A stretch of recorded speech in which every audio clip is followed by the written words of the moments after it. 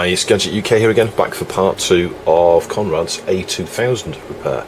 So this was an A2000 Model A, the original version that came from West Germany.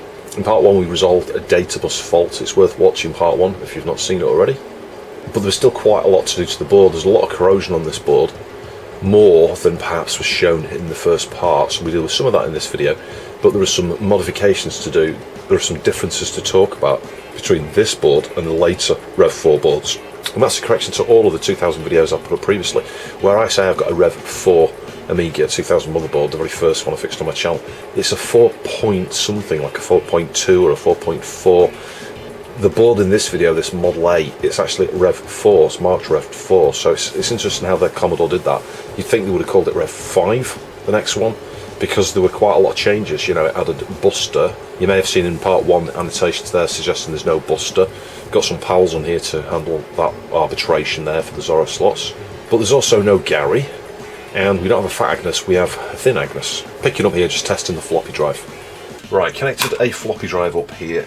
Pin 1 is up the top of this connector here. Switching it on. Oh yes, booting from floppy. And it's working, woohoo! I am fantastically excited.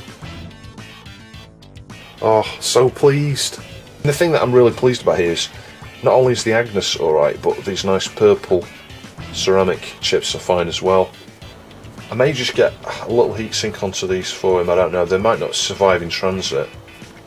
They're not especially warm, but yeah, they're rare. And this is like unobtainium in my mind. Unless you can find an old board like this out of one of the early 2000s maybe. No one's going to sacrifice a 1000 to fix one of these, that's for sure. Yeah, and the memory test is going around fine there. No issues. With Diagrom, the version I was using and the version he's got on the chip that came with it, when it gets beyond 512k, you don't get an address exception. So if you see that, just bear in mind that early versions may do that. And it's just a limitation on when you've got 512k of chip RAM, I think you get that error. I think if you've got 1 meg, it doesn't do that. But when you've got 512k, it does. Anyway, so everything's checking out there. The filter I need to test. I think there might be another fault on this. The filter might be faulty because I tested the audio in test kit. Sorry, not test kit, Diagrom. Let's just try it. I think the filter's on all the time. I think this has got a problem there as well, which is a bit of a pain. It's not going to take long to resolve, but just put it on sine. 10 kHz. Yeah, the fact we can't hear that, the filter's on all the time. So there is another fault. I am guessing if we test the serial port, let's do that now, we're going to find a fault on the serial port actually. So powered off, got the serial and parallel test dongles here.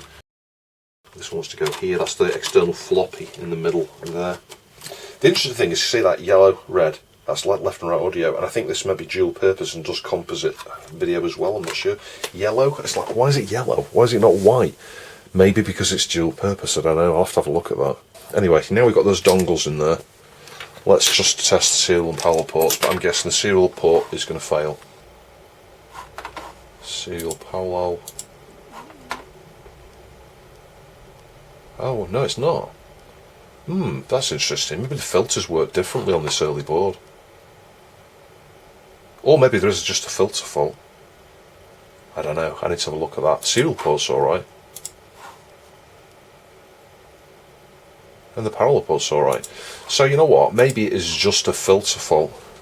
And that would be a first time for me actually, having a filter fault that's not related to the serial port. There are some transistors, aren't there, somewhere. Mind you, it's both channels, this is the thing, it's not switching.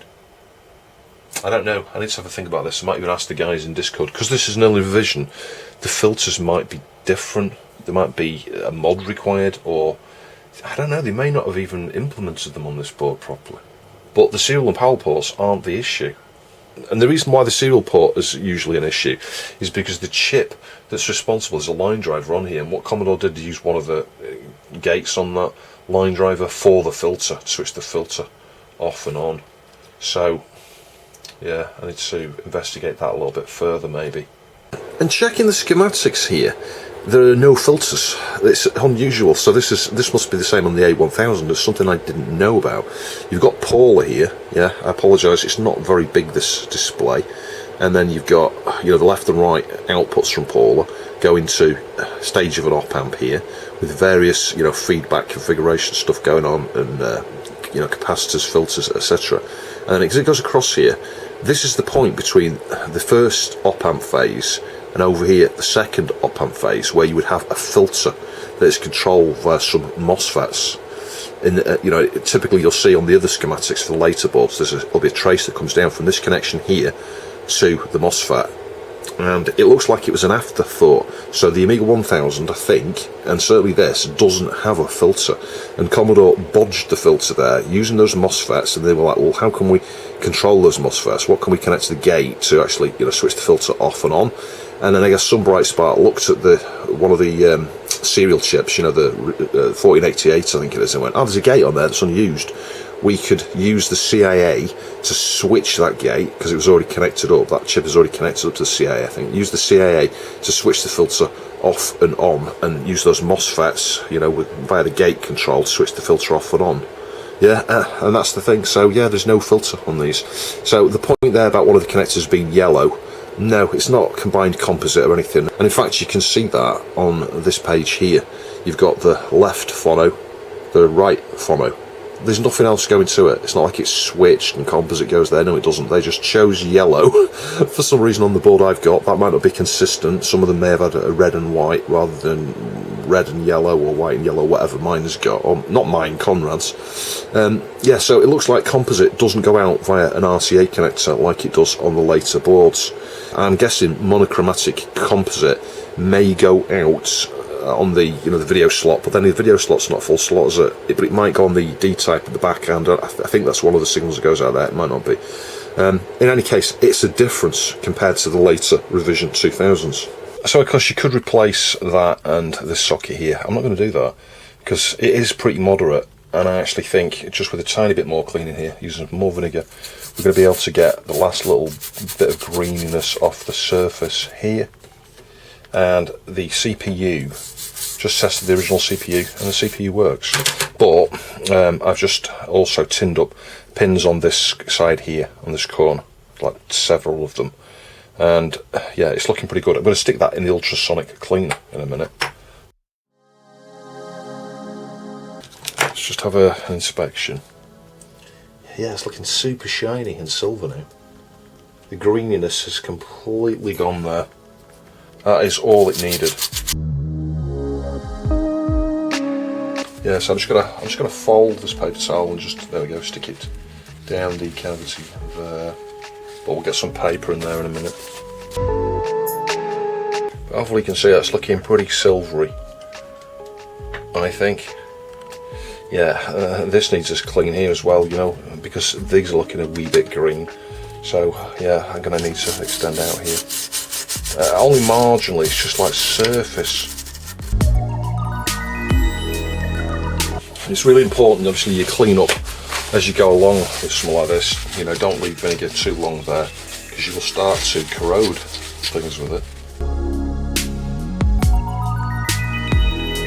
So I think what I need to do next is get some paper towel down, tilt the board at an angle, and brush around here with a lot of IPA.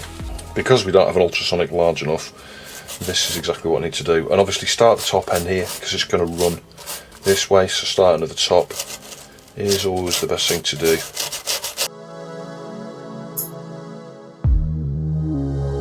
So hopefully you'll agree, given that pretty thorough going over. So I'll make use of the fact that there's IPA between those gaps again, and clean the PCB itself, like that. And the crazy thing is, these slots look better than those now. I might need to do the opposite thing around that side in a minute. They're just weathered, they're not really corroded, those top ones.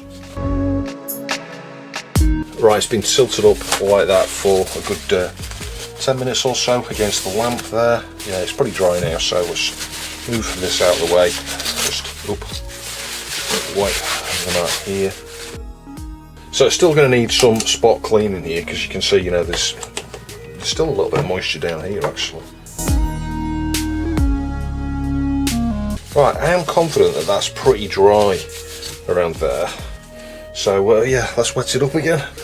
Yeah, what I'm going to do this time is fold some paper So just standard A4 printer paper here, and just get a really nice crease like that with your nails, so it's nice and sharp, and fold it a couple of times.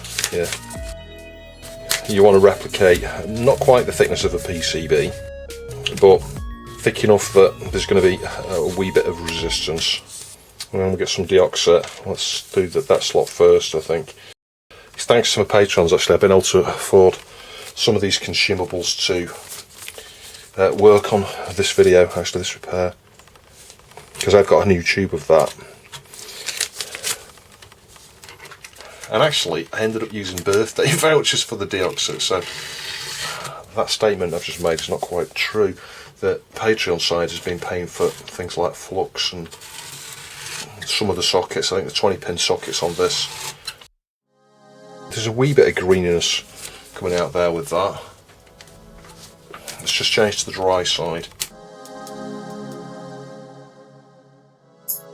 What I may need to do is hoover these slots. There's a little bit of dirt there, look, get that out. Sometimes bits of the paper may come off into the slot. And of course, using a clean brush, you could just do a bit of that, get some light over the slot, and you know, have us look straight down into it. Yeah, that slot is looking pristine now. I meant to talk about this in part 1, the clock generation on this board.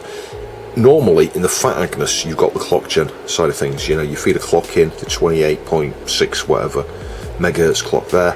That goes into Agnes, and then it usually gets divided down to produce the clocks. Well, on this original old 2000 here, and it's the same on the 1000, the logic might be slightly different, but I assume it's going to be the same in the Amiga 1000. You've got some 7/4 series here where, you know, the clocks go into 7/4 flip-flops, get divided down, etc. There's a number of stages there. There's 2 pages to that. That's the second page, I think. Yeah, so more flip-flops, 7/4, 7/4s and stuff here, 7/4F, 7/4 specifically. And then the output, well, you get these here, M clock, CCK, CCKQ. I'm not sure if you can read that. Yeah, there's just pin numbers on there. It doesn't say what frequency they are. But this is where I was probing around on the 7/4 series, and in particular, you know, the output stage here. These signals, C1, C2, C3, those go to like the video slot and stuff usually on the later boards. But then up here you've also got these things. You've got CDAC, DAC, 7MP there, 7ME is that. So that's probably a phase adjustment of the 7 megahertz. So, you know, various clocks that go all over the place. And I think somewhere there, there's 28. Yeah, there you go, 28M. You can just about see that. It looks like a 1, but it's a 2. So yeah, that was where I just checked the clock gen stuff previously. I just looked at the, you know, these part numbers for these chips here, like U24, U25, and I looked at the, you know, the output pins on these, the Q and inverse Q, to make sure everything was right there, and I saw no issues at all. But that's what you could do if you were not getting a CPU clock, or you wanted to check the clocks in general, because you can have a CPU clock and you might find like the 28 megahertz is missing or some. I think that's unlikely, because it comes from the previous page, doesn't it? It comes straight from here, from resistor of one of the main outputs, so it'd be unlikely you're missing that, but you never know. There's weird things can happen, resistors can break, etc. I'll show you the other technique that I developed. So you can use this, you know, you can use dirty cotton buds that you've just used to clean something else, cut them in two like that, squeeze the stalk like that, and they're not quite as thick as a PCB, but they are thick enough that when you stick it like that, you can just push gently, there we go, hang on, between the pins, and get a tiny bit of friction. But the key is obviously making sure they're pretty flat there, and they're not as thick as a PCB. So, and that's perhaps the best way to clean these, to get good friction. Yeah, pretty clean that. The pins here are going to be the ones that really benefit from that. Yeah, look at that, that's going greeny. So you know what, that slot there is where the brunt of this is. But look at that, can you see the greenness on that? What I'm not doing here is widening the slot. It's squashed down thinner than a PCB. Obviously if you rotated the cotton bud and then it went in its widest orientation, then you could bend these pins apart from each other. I'm amazed at how much greenness is coming out of there, to be honest.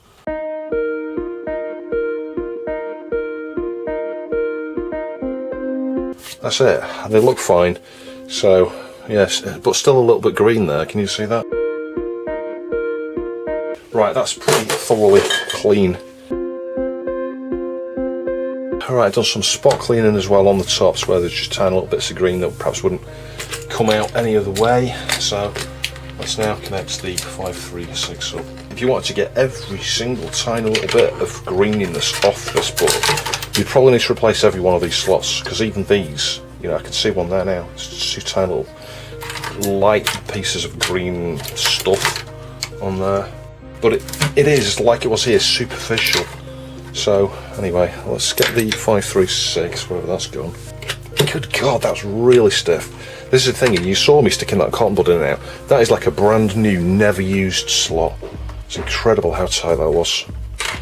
So, yeah, we've not got the right kickstart here now, but it should be alright. And in fact, Kickstart 1.3, which is currently installed, has no auto boot facility, does it? Or no, what's the word? SCSI drive. So I switched it on. It's not doing anything, is it? It's not doing anything. Yeah, no signs of life on here. But again, like I said, that version of Kickstart's not going to boot the IDE there, but I think that version of Kickstart should work with... God, that's so stiff! Look at that, that's insane. Let's try it again. And of course there could be a fault to the CPU slot here. Yeah, nothing. That's interesting. Well, this is interesting. There does appear to be something different or wrong about this slot, because testing the diagram now and the TF520, that's not working either. The 536 doesn't give the coloured bands there, which indicates that it's booted, so it's nearly impossible to get that in and out. Right, that's it, every pin is in. Let's just try it with the stock CPU again. Yep, and that's not working. So, what is going on? If we now got another fault after cleaning up here, this is going to be so annoying if that's the case. I actually think it's just the CPU actually. Let's try the other CPU. I think it does need an ultrasonic. Right, that's my stock 68K. Let's try that one. Well, that's not booting either, look. I mean, technically it could be some liquid around something around here. I'm just going to get a wee bit of deoxit onto the bristles there and dab into those first pins on each side. But that wouldn't explain the CPU slot problem. Pins are all in, looking good. Yeah, now it's working. Oh, hang on a minute. Red and green. Does that mean chip ramp issue? Let's just reseat it again. Maybe I will need to swap out that 68K socket actually. Yeah, we've got a new fault, haven't we? Yeah, we have a new fault there. Just on the off chance there's some moisture here somewhere, I'm just using a bit of hot air here. Those pins would have gone really green again unless I'm seeing things. Yeah, I'm just trying to, like I say, discount the fact there might be some IPA or something under there. Let's try it again. Yeah, it's not booting now.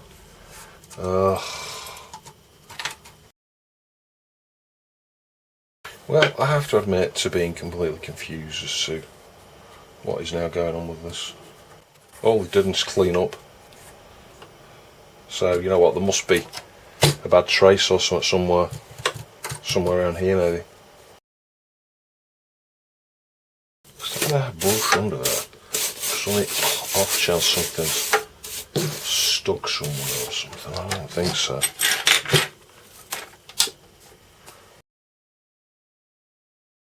Right, so I fitted Live 2's Gotta Go Fast card, set to 4 meg at the moment, and I did the complete memory detection and then went and detected fast memory, and it's going through.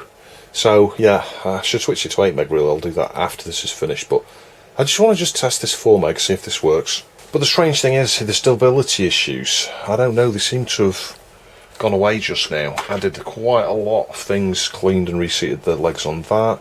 It was a wee bit better. Reseated this about 20 times, cleaned the pins several times, even got a nice new gold pin and went in and out the pins.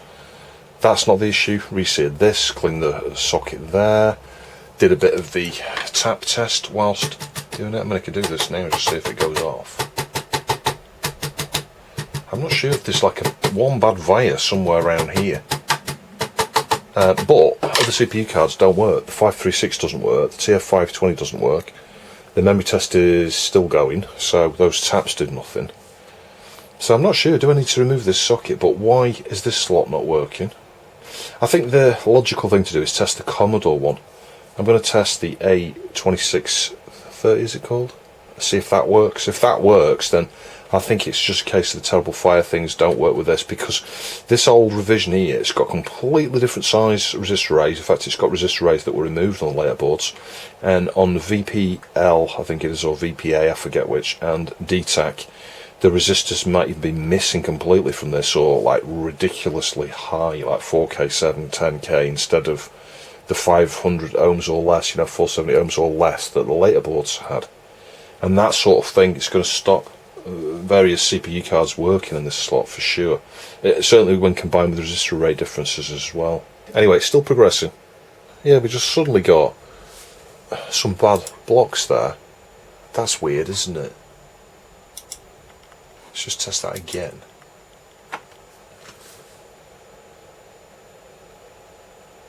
I'm not sure if that was from me interfering with the board, bad connection or what.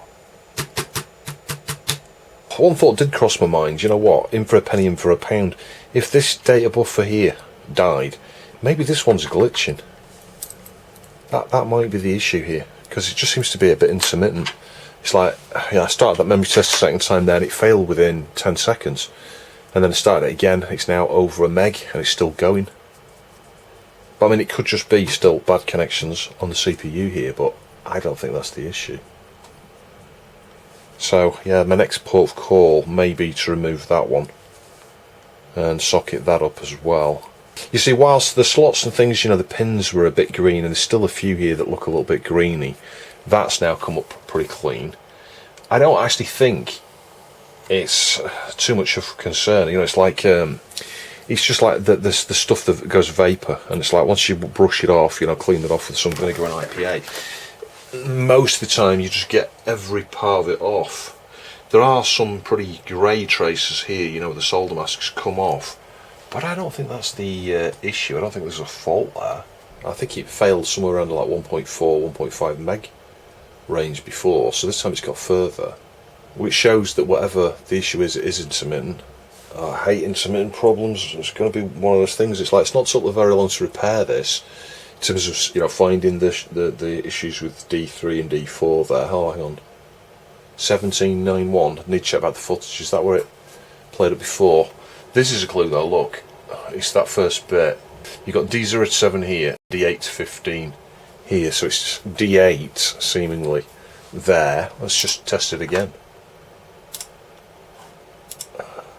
And I'll check back the footage and see, was it D8 before?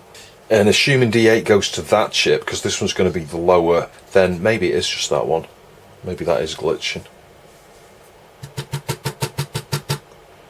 Yeah, tapping while it's on, not revealing anything. And I did just test the full 8 meg range there, so that's correct. The position it's ended at, that's normal. We have got a full 8192. It's good to test the full Zorro 2 range there. Which means in terms of addressing and stuff, certainly that slot should be fine with any of the Zorro cards we fit there. In terms of compatibility, it may or may not be an issue, because we've not got any resistor arrays on the data bus here. ALS chips are better than the LS ones. Obviously it's not got a buster, so it's got discrete logic instead, so there could be some timing differences there. And as I mentioned earlier, resistor arrays and things, there could be some differences all over the place probably on this one. But I will test some of the cards, but it was a good test for Live 2's card. It works on all the revisions of the 2000 there without an issue. Yeah, so the next thing here, trying to make sense of the CPU slot, we've got the A2630 that I upgraded in a previous video. There'll be a link top right to that. You can see an update. I actually sold those 2 chips on there. And yeah, matching, because, well, I'll talk about that more in the video where I did that. Yeah, this came from Oddbod, all the way, again from Australia actually. So I think the board came from New Zealand, but this came from Australia, I think, this card. from Oddbod. So let's get that in. CPU can remain in because you can switch between the two. Let's just see, is that going to work? And the initial signs are yes, actually. So the Commodore card seems to be working, unless it's not enabled. Let's see, it should say A20 somewhere. Hang on, CPU 68,000. So no, the CPU slot is not working, is it? This is really weird. I don't think I've ever had a problem with the CPU slot. And the interesting thing with that is what would inhibit. You know, if you're missing data address bus, it would not boot. Unless it only hands off to the 68030 at a certain point in the boot process. I'm just going to just reseat it just in case there's a bad connection there. But you know what? We've obviously got a problem with that slot, haven't we?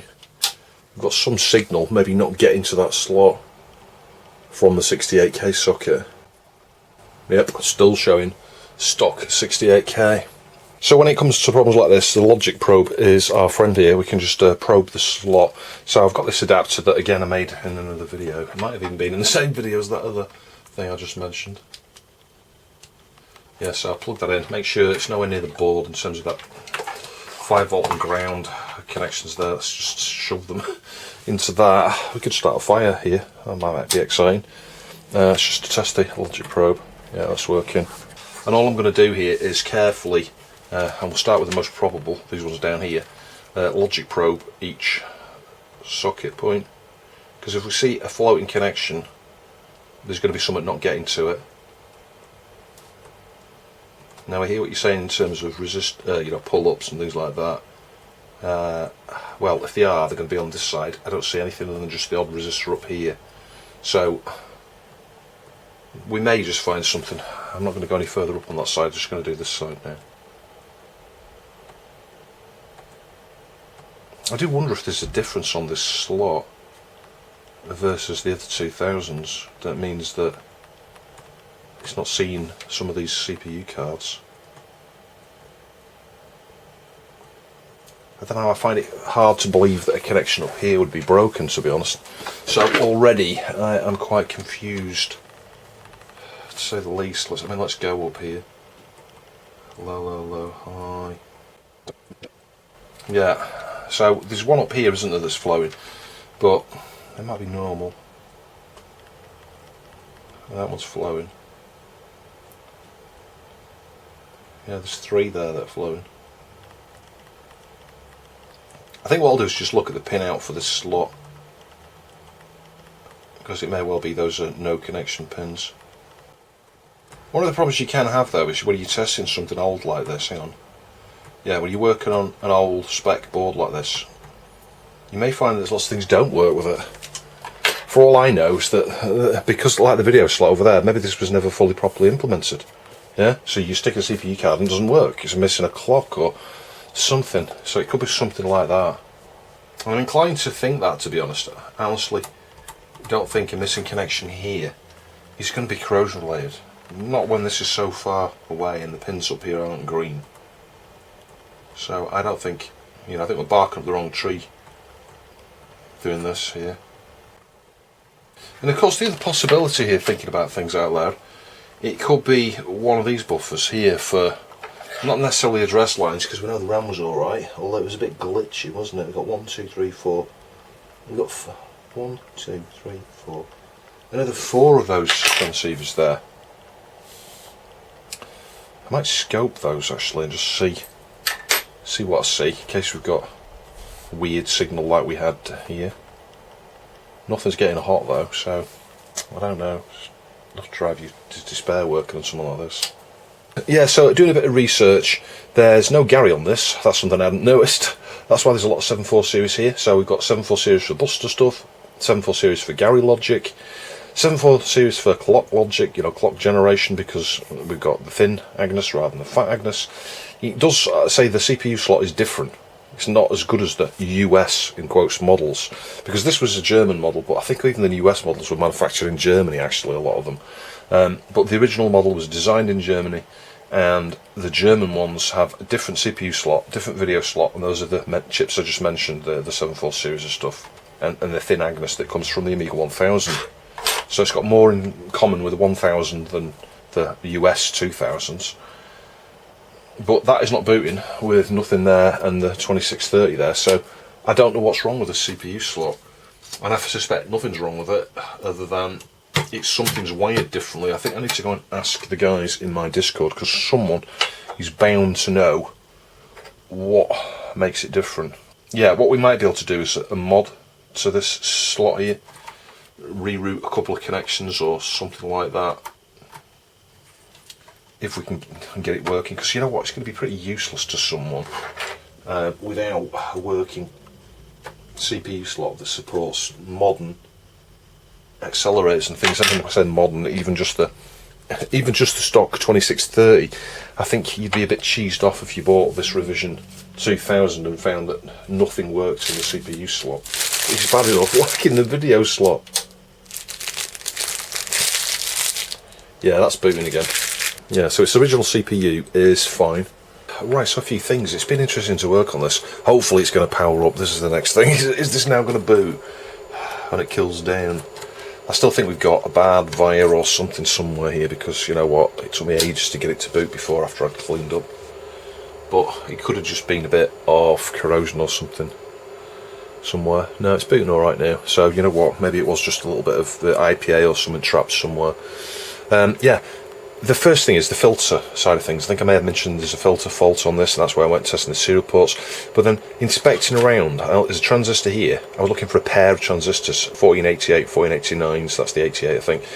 There's no transistors, so I was like, maybe this doesn't have a filter, or it's just like configured to be sort of filtered or as default.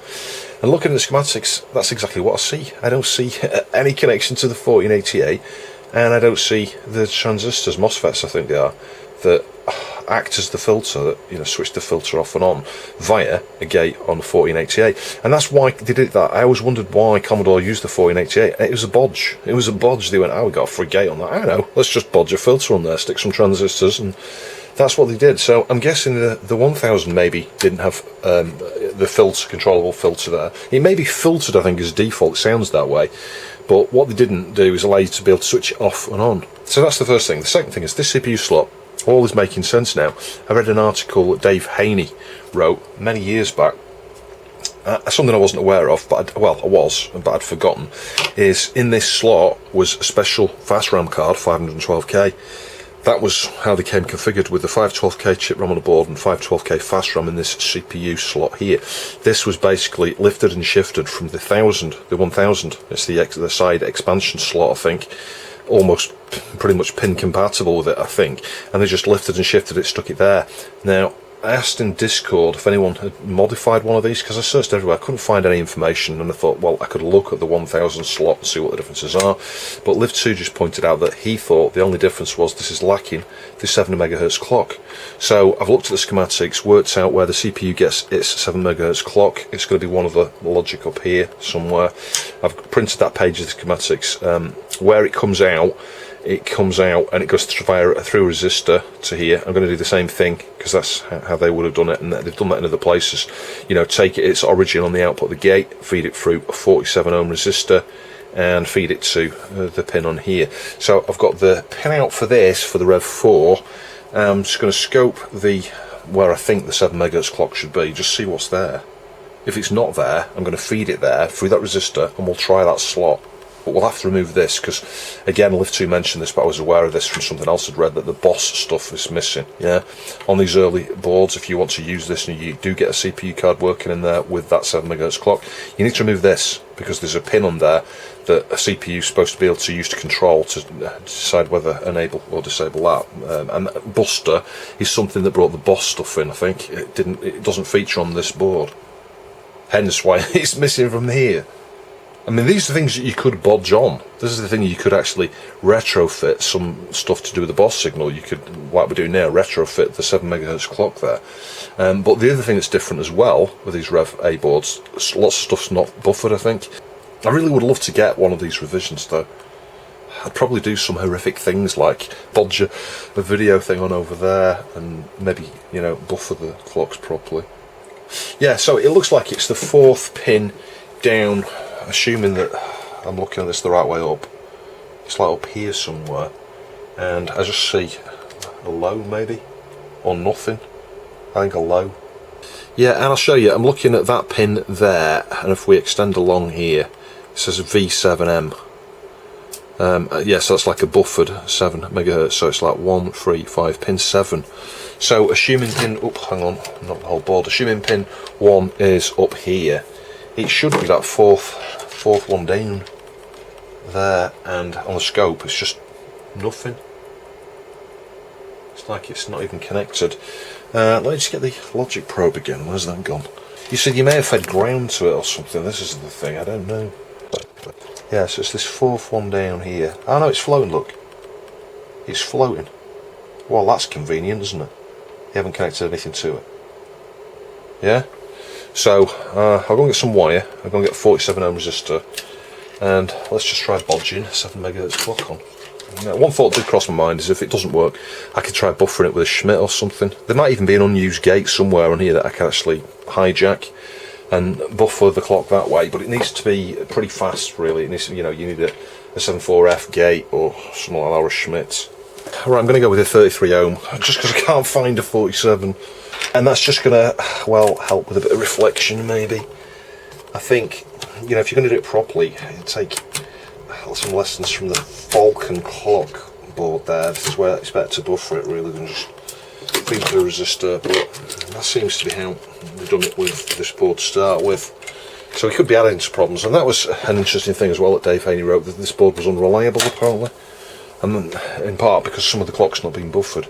So the next thing I need to do actually is work out where I'm soldering to, and that's this area of the schematic here.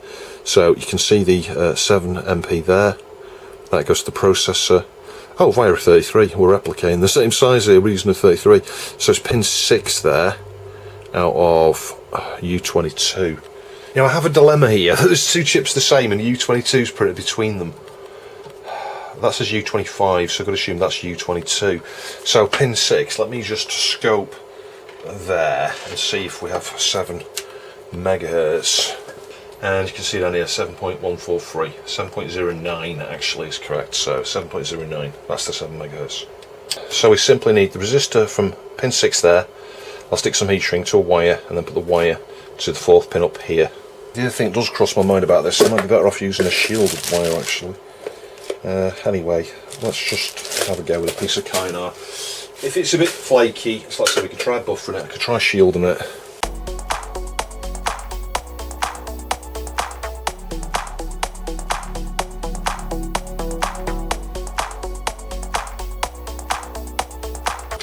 And I'm going to solder resistor onto that point. I know you can't really see, I'll show you in a minute.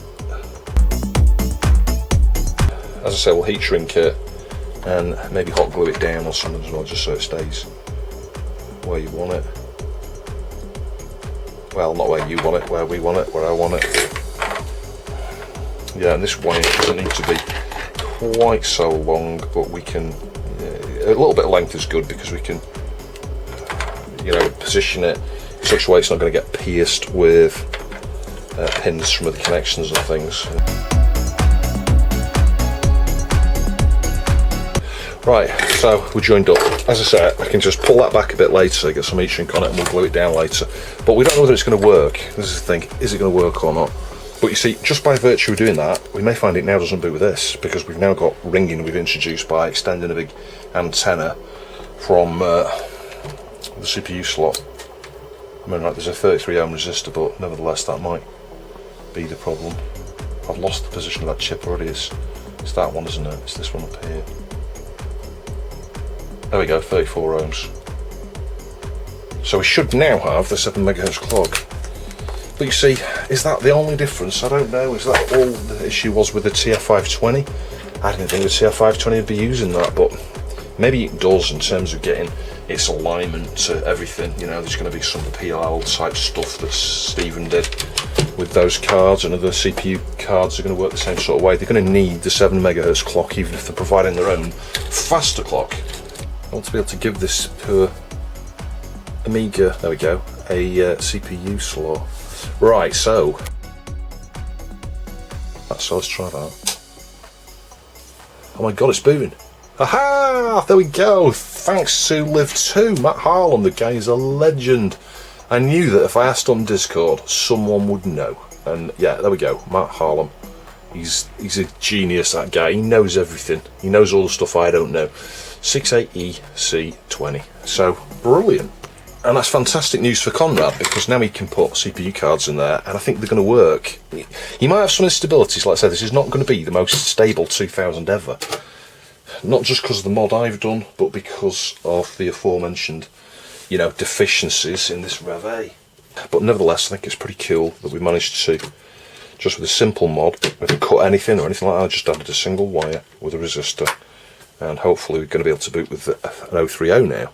I will get a proper kickstart on in a minute. I've got a switchable one, and that's booting up with the A30 as well. You missed the green and black flashes there, but the A30 is working now, I think.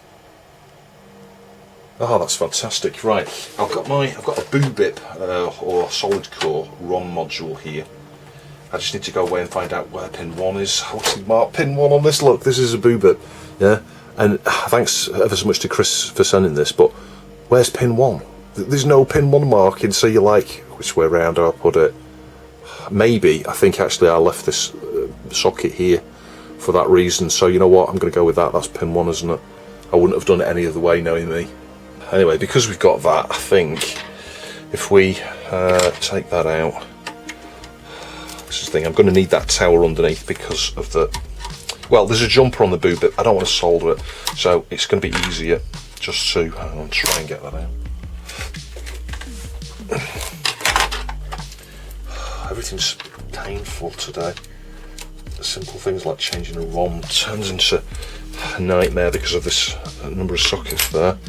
So, yeah, pin 1, I think, towards the bottom here. Please work, I'm just going to put my finger on top of that.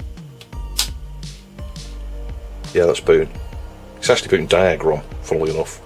As you can see there, I don't want diag-ROM.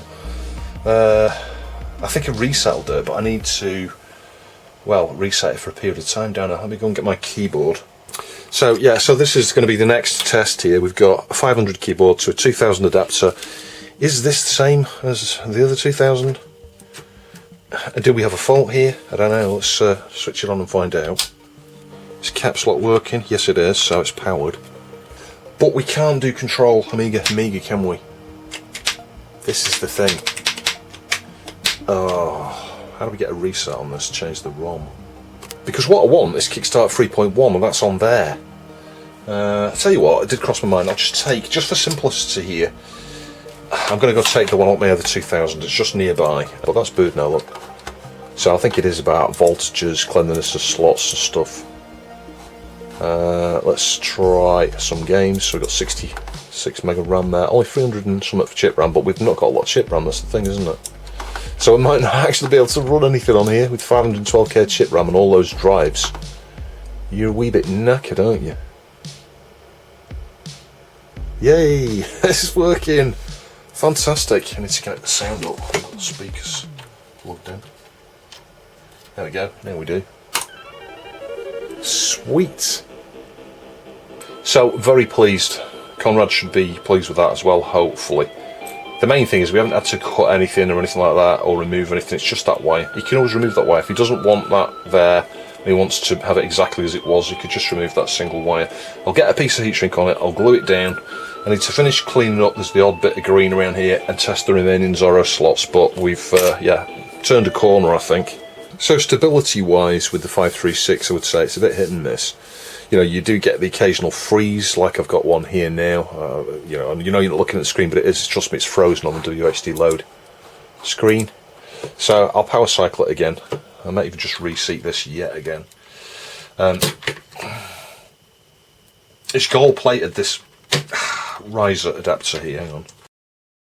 But because we've not got buffered clocks and we've got all these resistor arrays, some of which need removing, some of them perhaps need the size changing because of the DTAC and VPA pull-ups or whatever they are, what differences, you know, it's going to be a wee bit flaky. If you got one of these and you've done the mod to get the clock working, I'd buffer that clock with a Schmidt maybe, And that's something Conrad could do. I'm not going to do that because I think there's going to be too many other things that need modifying on this. And you know what? Anybody who's got one of these, you're probably not going to want to modify it.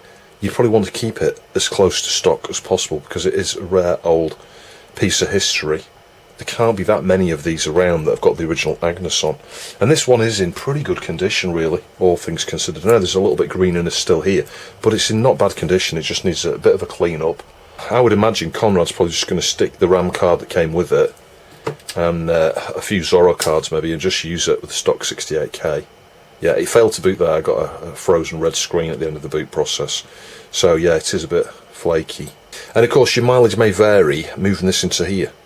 I reckon it's probably going to be better on this board in the actual 68K slot rather than using this adapter. And the A2030 is not going to work with this because it makes use of that boss signal there to inhibit, you know, to enable or disable the 68K. I think it actually boots from here as default. And this is the thing, so this card, the official Commodore one, is not going to work with it without doing a modification to, you know, reinstate that boss signal. I tried it with Liv 2's RAM board there, again, just to see if it was a bit more stable. Because you know what, the 536 is not very stable at all. I struggled to get that to boot, if I'm completely honest. So if you were going to try and get a 536 in here, I'd install it here, and you may have more luck. But then again, you may run into the same issues as me, where it booted all the way to the end of the boot process and then just bombed out at the last minute. It may work better if you had some additional RAM, but I added that RAM there, it didn't make any difference, to be honest. So yeah, I think you'd need to do more modifications to get a 536 working reliably with one of these. So that's with the TF520 again, and it's booting straight away. Floppy drive made an interesting noise actually, so you know what, maybe that isn't working properly. Now it's working, as you can see there. So if we look at memory, yeah, so we got the 4 meg from Liv 2's card. I can enable 8 meg, let's do that. Yeah, I got 8 meg now. So what I might do, just to test stability, I guess, with that card, we'll fit the ATA bus card here and try and boot from IDE that way. Let's try that, see if it'll boot from that. Let's take the disc out of the drive, power it on, and we've got that error. So yeah, it's a bit flaky, isn't it? I'll try and reseat the card. Yeah, so I've been running for 20 minutes there. It's pretty solid with a stock 68K. Yeah, and that's with the Liv 2 board and the AT card. So I'm booting from the AT card, everything runs fine from the AT card, really solid. But with the 536 or anything else, you know, the IDE, sorry, that's the mouse jumping there. Yeah, it was flaky on the IDE, so yeah, it just needs mods. You may need to buffer that 7 MHz clock with a Schmidt, just like I did on the VSync tick fix. You could copy that same circuit and, you know, as your input, feed the clock where we took it from up here, and the output, you know, obviously feed it into the pin up here. So as per usual, the video's running on in length a little bit, so please come back for part 3 and you'll see a number of different things we still need to do to this board. Yeah, we had some stability issues which we've still got. It's still a wee bit flaky. We've got the CPU slot up and running there, and it did, you know, a lot more cleaning. Apologies, there's a lot of cleaning done to this board. But there's still some stability issues. There's some modifications we still need to do. We still need to fix the video slot, a few other small modifications, more testing, and there's more to learn really in part 3. So I do hope you found that video interesting. If you'd like to support the channel, please do consider visiting the Ko-fi and Patreon links down below. Every dollar just means the channel can keep going for the future. Thanks for watching. I'll catch you in the next one.